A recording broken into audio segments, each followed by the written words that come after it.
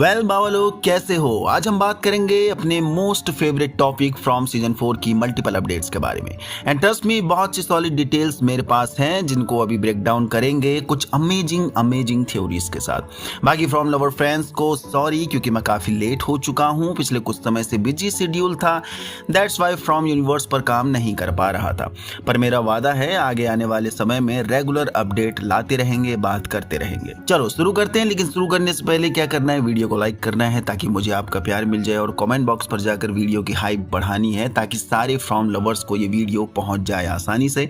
नए लोग काम पसंद आने पर सब्सक्राइब जरूर करना। सबसे पहले आपको बता दूं, फ्रॉम सीजन 4 की फिल्मिंग अपने मिड प्रोडक्शन टाइम पर पहुंच चुकी है। बस 2-2.5 महीने और उसके बाद नवंबर या फिर नवंबर एंड या फिर दिसंबर स्टार्टिंग या फिर दिसंबर मिड में हमें फिल्मिंग कंप्लीट देखने को मिल जाएगी।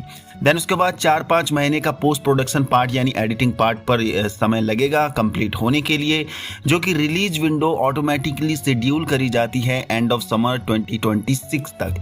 मींस जुलाई या फिर अगस्त, या और इससे लेट हुआ तो सितंबर में भी कंफर्म है कि सीजन 4 हमें कंप्लीटली देखने को मिल जाएगा। So this is the deadline, जो कि लेट से भी लेट काम करेंगे अपने मेकर्स। तो इस समय तक आपको सीजन 4 यानी हमको सीजन 4 मिल जाएगा। लेकिन मेकर्स अगर स्पीडली काम करेंगे तो हमें इससे पहले भी देखने को मिल सकता है। तो दुआ करो कि मेकर्स स्पीडली काम करें ताकि हमें जल्द ही फ्रॉम सीजन 4 देखने को मिल जाए। बाकी इस समय की ब्लास्टर न्यूज ये है कि न्यू कास्ट जूलिया डोयल ने सीजन 4 की कास्ट को रिसेंटली ज्वाइन किया है, जो कि कैरेक्टर रोल प्ले करने वाली हैं सोफिया का।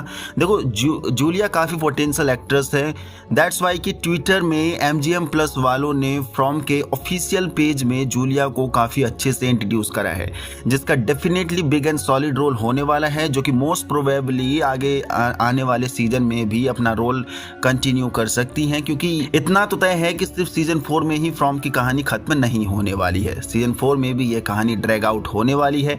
बट वी नो दैट कि फिल्मिंग का मिड प्रोडक्शन चल रहा है, मीन्स कहानी सीजन 4 की अपने हाफ मिड यानी फर्स्ट हाफ तक पहुंच गई है।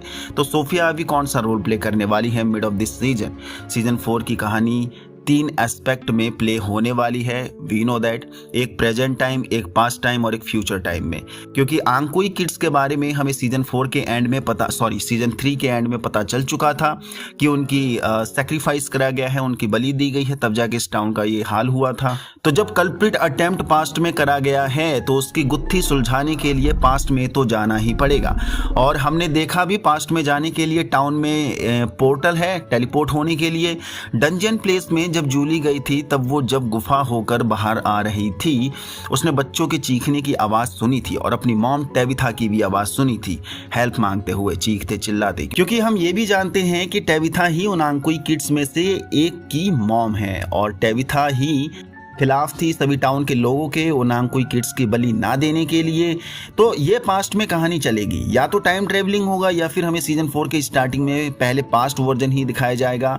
मे बी सॉलिड प्रिडिक्शन यही है कि सीजन 4 की जब स्टार्टिंग होगी तो पास्ट से ही कहानी दिखाई जाएगी कि ये सब ब्लंडर की शुरुआत आखिर कैसे हुई, फ्रॉम विलेज जैसा हरा भरा टाउन इस बर्बादी की ओर कैसे पहुंच गया।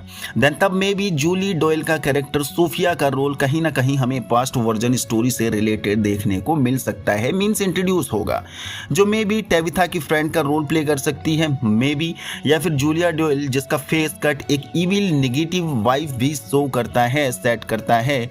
तो शायद ये वही कैरेक्टर होगा जिसका हाथ कहीं ना कहीं इस टाउन को कर्ज में लाने के लिए जिम्मेदार रहेगा, यानी रिस्पॉन्सिबल।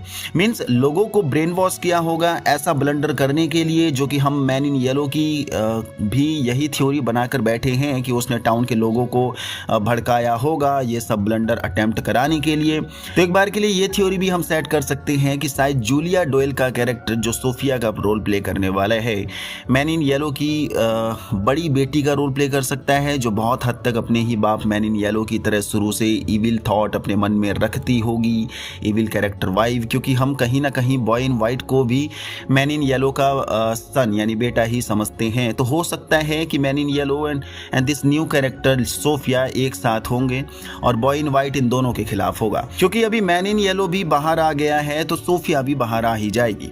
और ये मोमेंट कुछ ऐसा होगा सीजन 4 की ग्रेविटी को बढ़ाने के लिए कि ऑलरेडी मैन इन येलो पूरे टाउन में तबाही भरपूर मचा के बैठा होगा। सभी लोग डर डर के जी रहे होंगे। जो लोग अभी तक दिन में खुल के जीते थे वो लोग अब दिन में भी खुल के नहीं जी पाएंगे, क्योंकि रात में तो मॉन्स्टर्स आते ही आते हैं। बहुत लोगों ने अपने क्लोज वन को खो दिया होगा अभी तक मैन इन येलो के हाथ, जहां हम सभी की चिंता ये बढ़ जाएगी कि साला अब इन्हें कैसे बचाया जाएगा, ये लोग कैसे सर्वाइव करेंगे। तभी हमें जूलिया डोयल का कैरेक्टर भी इंट्रोड्यूस हो जाएगा कि मुसीबत में और मुसीबत बाबा फिर सो यहाँ से देखने लायक हो जाएगा। सस्पेंस एंड मिस्ट्री का लेवल डबल हो जाएगा, क्योंकि तभी जूलिया डोयल को फिल्मिंग के एक हाफ के बाद इंट्रोड्यूस करने का मतलब भी बनता है शो की hype and scary fear version और को बढ़ाने के लिए। तो ये रही पास्ट वर्जन को लेकर थ्योरी, लेकिन प्रेजेंट में हमें ये भी कहानी देखने को मिल सकती है कि जूलिया डोयल का कैरेक्टर नया नया इस टाउन में एंट्री लेकर आया होगा, क्योंकि इसका भी कहीं ना कहीं टाउन से रिलेटेड रोल होगा, इन फ्यूचर या फिर इन पास्ट रहा होगा। दैट्स वाई कि इस कैरेक्टर को इतना हाईलाइट करके MGM प्लस वालों ने हमें इंट्रोड्यूस कर रखा है। या फिर ये भी हो सकता है कि जूलिया का character just like Julie future story से रिलेटेड हो सकता है, क्योंकि हमें नहीं मालूम है कि जूली कौन से टाइम जोन से वापस आई है, जबकि उसे ये मालूम है कि सीजन 3 के एंड से मैन इन येलो के आने से टाउन की पूरी कहानी पलट जाएगी। तभी जूली को फ्यूचर से वापस आना पड़ा था और इस बीच फ्यूचर में बहुत से नए नए लोग आ चुके होंगे, तो वहाँ फ्यूचर में बहुत से न्यू फेस भी इंट्रोड्यूस करे जाएंगे जो जूली के साथ मिलकर सर्वाइव कर रहे होंगे। और सोफिया का कैरेक्टर भी उन्हीं में से एक important future role character play कर रहा होगा, जो मे बी जूली की फ्रेंड, ये बेस्ट फ्रेंड हो सकती हैं, क्योंकि जूलिया डोयल की एज भी हैना सैरमी जो जूली का रोल प्ले करती हैं उनके जितने ही हैं। तो हो सकता है एक रफ एंड टफ सर्वाइवल जोड़ी वाला बॉन्ड हमें यहाँ से देखने को मिल सकता है इन दोनों के बीच में, इन दोनों का ड्यूट के साथ। And first half off season 4 यानी मिड ऑफ सीजन 4 में इंट्रोड्यूस करने का यही मतलब है कि फर्स्ट हाफ में हमें शायद पास्ट से रिलेटेड कहानी देखने को मिलेगी। देन प्रेजेंट में जैसी ही कहानी आएगी तब हमें जूलिया डोयल का कैरेक्टर इंट्रोड्यूस करा जाएगा, जहां सीजन 3 में जो एंड हुआ था वहीं से कंटिन्यू करा जाएगा मिड ऑफ द सीजन 4। तो ये थी सोफिया के कैरेक्टर का फुल ब्रेकडाउन। अगर वो पास्ट में होगी तो कैसा क्या रोल उसका होगा, देन फ्यूचर एंड प्रेजेंट में होगी तो कैसा क्या रोल होगा, जो हमने अभी डिस्कस कर लिया है। लेकिन स्टिल कुछ लोगों का मन में ये सवाल भी होगा कहीं ना कहीं या आ रहा होगा कि जूलिया डोयल का कैरेक्टर कहीं विक्टर की खोई हुई बहन का रोल तो प्ले नहीं कर सकती है। तो मैं आपको बता दूं ये पॉसिबल नहीं हो पाएगा, क्योंकि विक्टर की बहन का नाम एलोइस था, जबकि इस कैरेक्टर का नाम हमें मेकर्स ने इंट्रोड्यूस कर दिया है, यानी जूलिया डोयल के कैरेक्टर का नाम सोफिया। ऑल्सो विक्टर की बहन विक्टर की ही उम्र की होगी, ना कि जूलिया की तरह यंग होगी। एलोइस कहीं ना कहीं सर्वाइव अगर कर रही होगी तो वो टेविथा के जितने एज की होगी और विक्टर के जितने एज की होगी। दैट्स वाई हम सोफिया को विक्टर की बहन नहीं बोल सकते हैं। So this is the update जो काफ़ी टाइम पहले आ चुकी थी, लेकिन लेट हो गई क्योंकि शेड्यूल थोड़ा बिजी चल रहा है। बाकी बहुत लोगों के कमेंट्स आते हैं फ्रॉम यूनिवर्स को लेकर वीडियो बनाने के लिए, तो यस आप चिंता नहीं करना, लेट हो सकती हैं लेकिन हम फ्रॉम यूनिवर्स को इतनी आसानी से छोड़ेंगे नहीं। यहाँ तक पहुँच गए तो आपको वीडियो पसंद है तो लाइक कर दीजिए, नए हो तो चैनल को सब्सक्राइब कर दीजिए।